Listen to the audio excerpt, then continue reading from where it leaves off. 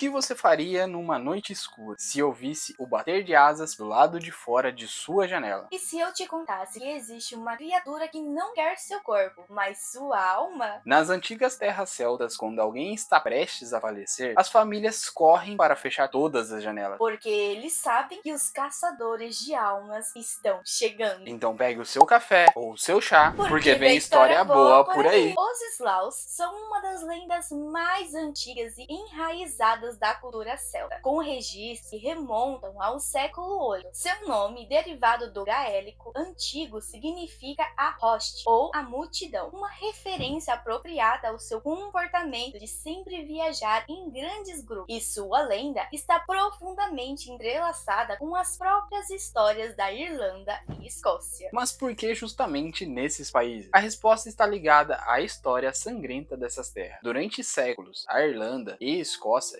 enfrentaram inúmeras invasões, guerras e períodos de fome extrema. Só na Grande Fome Irlandesa do século XIX, mais de milhões de pessoas faleceram. Muitos pareciam longe de casa sem os rituais funerários adequados. E segundo a crença local, suas almas ficavam presas entre os mundos. Na cultura celta, a morte, apropriada com todos os rituais necessários, era fundamental para a alma encontrar o seu caminho para o outro mundo. Até hoje, tanto na Irlanda quanto na Escócia, os Slaus não são vistos como simples folclore, mas como um aviso sobre a importância de honrar os mortos e manter as tradições. Nas Highlands escocesas, por exemplo, ainda é comum encontrar casas com amuletos de proteção nas janelas, voltadas para o oeste. E na Irlanda rural, algumas famílias ainda mantêm a tradição de fechar todas as janelas ao pôr do sol, especialmente quando há doentes em casa. Segundo as lendas antigas, os Slaus são as almas dos maiores pecadores da história, aqueles cujos crimes foram tão terríveis que foram rejeitados tanto no céu quanto pelo inferno. Assassinos, traidores, praticantes das artes mais sombrias, todos os que causam em vida tanto mal que nem mesmo o inferno os aceitaria. Existem várias teorias fascinantes sobre a origem dos Slaus, cada uma revelando um aspecto diferente da rica mitologia celta. A primeira e mais antiga teoria os conecta a Roche City, um exército das fadas guerreiras que, segundo as lendas, protegia as terras celtas. Conta-se que após uma grande batalha contra as forças cristãs, essas fadas foram amaldiçoadas e transformadas em criaturas das sombras, perdendo sua nobreza e se tornando cada vez mais malignas. Outra teoria popular entre os habitantes das Highlands escoceses sugere que os Slaus são as almas dos antigos druidas que recusaram a abandonar suas práticas pagãs. Como punição por manterem os rituais antigos, foram condenados a vagar eternamente entre os mundos, corrompidos pela amargura e pelo ressentimento. Há também a crença de que os Slaus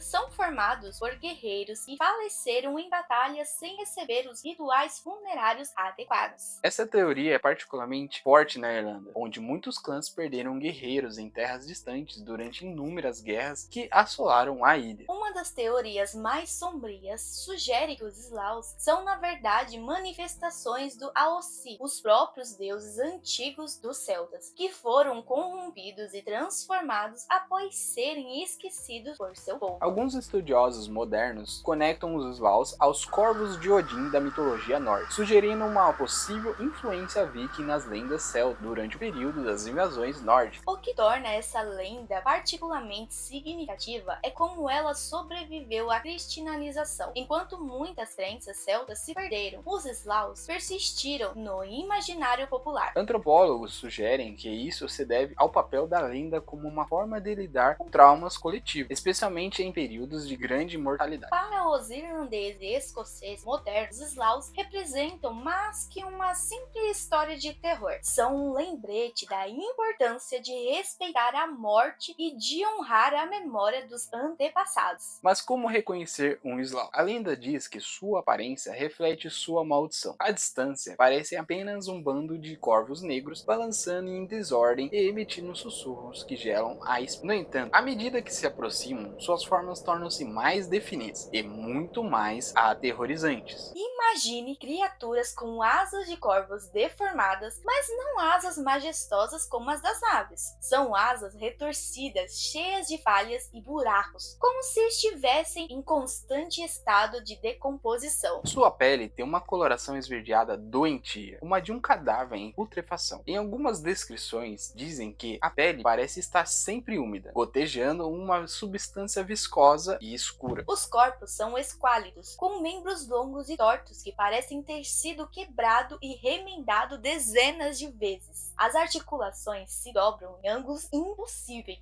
Seus dedos são anormalmente longos, terminando em garras afiadas como navalha, capazes de rasgar tanto a carne quanto a própria alma das suas vítimas. Suas bocas são cheias de dentes afiados e irregulares como cacos de vidros negros, e quando abrem, seus maxilares podem deslocar-se como os de uma serpente. Mas talvez o aspecto mais perturbador seja o som que produzem. Não é um grito ou um rugido, mas um lamento agudo que mistura dezenas de vozes em agonia. E o cheiro? Ah, o cheiro. Aqueles que sobreviveram a encontros com os Sloth descrevem um odor podre, de decomposição e morte, tão forte que pode causar náusea instantânea. Os Sloth são criaturas de hábitos muito específicos, e conhecer seus padrões de comportamento era crucial para a sobrevivência nas antigas terras célticas. Eles sempre viajam em grupos, nunca menos que uma dúzia, mas podendo chegar a centenas em algumas ocasiões. Quanto maior o grupo, mais perigoso eles se tornam. Um aspecto fascinante é que eles sempre voam do oeste para o leste, contra o movimento natural do Sol. Isso não é coincidência. Na tradição celta, o oeste é associado à morte e ao mundo dos espíritos. É onde o Sol morre todos os dias e também onde se acreditava que ficava a entrada para o outro mundo. Os Sloth são mais ativos durante o que os celtas chamavam de tempos entre tempos, o crepúsculo e a aurora, quando o dia e a noite se misturam. Mas é durante as noites de lua nova que eles são mais perigosos, quando a escuridão é mais profunda e as defesas entre nosso mundo e o mundo dos espíritos estão mais fracas. Eles têm uma hierarquia própria, com os espíritos mais antigos e malignos liderando os bandos. Quanto mais almas uma criatura Sloth captura, maior o seu status dentro deste grupo. Não pense que eles atacam aleatoriamente. Os Sloth são estrategistas capazes de planejar sua caçada com uma inteligência perturbadora. Mas o verdadeiro horror dos Sloth está em sua forma de caçar. Eles não são simples predadores, são artistas do terror. Primeira fase do ataque: a aproximação. Os Sloth começam a rondar uma casa dias antes de sua investida final, especialmente se há alguém doente ou próximo da morte no local. Durante esse período, as pessoas da casa podem experimentar pesadelos terríveis, sensação de serem observados e ouvir sussurros compreensíveis durante a noite. Os animais são os primeiros a sentir a sua presença. Cães começam a uivar sem motivo aparente. Gatos se recusam a entrar em certos cômodos e os pássaros evitam completamente a área.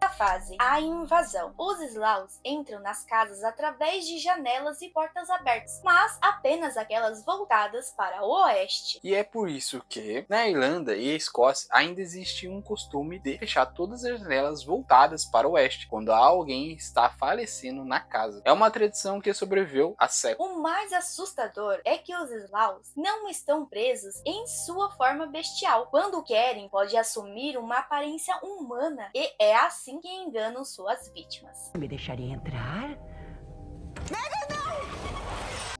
Às vezes parecem um viajante solitário pedindo abrigo nas estradas. Outras vezes assume a feição de um conhecido falecido, chamando pelo nome da vítima na escuridão, tentando convencê-la a segui-los.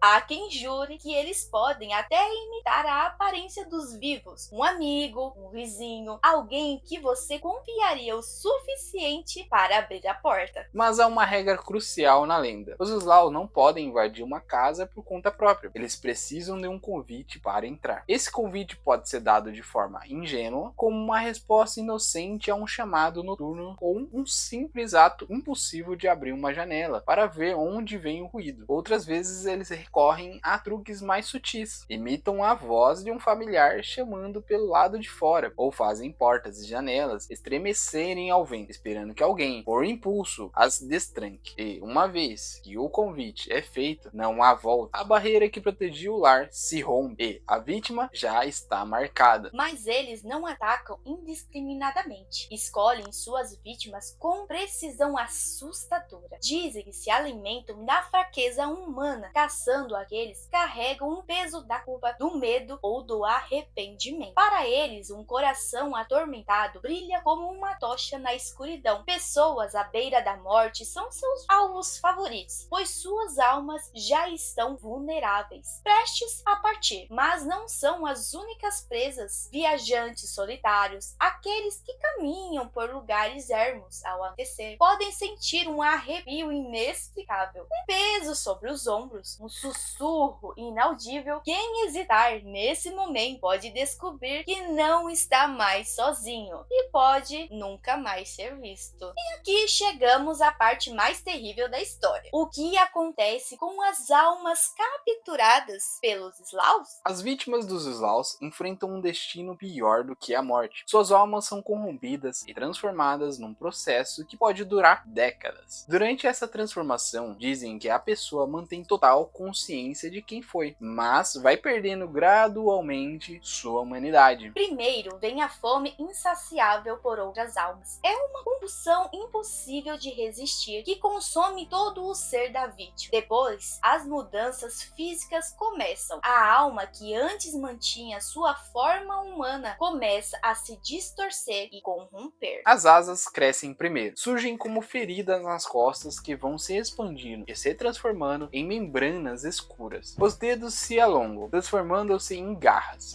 Os dentes se tornam afiados, como navalhas. A pele adquire aquele tom esverdeado característico. Mas o pior é que as vítimas mantêm todas as suas memórias. Lembram-se de quem foram, das pessoas que amaram, da vida que tinham. São forçadas a participar da caçada eterna por novas almas, incapazes de resistir aos impulsos malignos dos Slavs, mas plenamente conscientes de seus atos. Ao longo dos séculos, foram documentados diversos encontros com os Slavs. Vamos compartilhar alguns dos mais impressionantes com vocês. Em 1954, na região de Connemara, Irlanda, a família O'Brien relatou ter visto uma nuvem escura de criaturas aladas sobrevoando sua casa durante 3 noites seguidas. Na terceira noite, o seu vizinho, o Sr. Macar, que estava acamado há meses, faleceu em circunstâncias misteriosas. Todas as janelas de sua casa foram encontradas inexplicavelmente abertas, apesar do costume local de mantê-las fechadas quando alguém está falecendo. Em 1988, na ilha de Skye, Escócia, um grupo de pescadores descreveu ter ouvido gritos aterrorizantes vindo do céu durante uma noite sem estrelas. Os homens relataram que os gritos pareciam uma mistura de vozes humanas com gritos de corvos, numa cacofônica que os deixou paralisados de medo. No dia seguinte, 3 pessoas foram encontradas mortas em suas camas em uma vila próxima, todas com expressões de terror absoluto em seus rostos. Em 2002, uma enfermeira de um hospital em Galway, Irlanda, registrou em seu diário um evento perturbador. Durante seu turno da noite, ela observou sombras com formas humanas distorcidas do lado de fora das janelas do quarto andar, onde estava internado o paciente terminal. Na manhã seguinte, o paciente foi encontrado morto, com marcas inexplicáveis de arranhões em seu corpo. Um dos relatos mais recentes vem de 2019, quando um grupo de caminhantes de Highlands escoceses gravou sons inexplicáveis durante uma expedição noturna. As gravações, analisadas por especialistas em bioacústica, não corresponderam a nenhum animal conhecido da região. Com tantos relatos assustadores, você deve estar se perguntando: existe alguma forma de se proteger dos Slavs?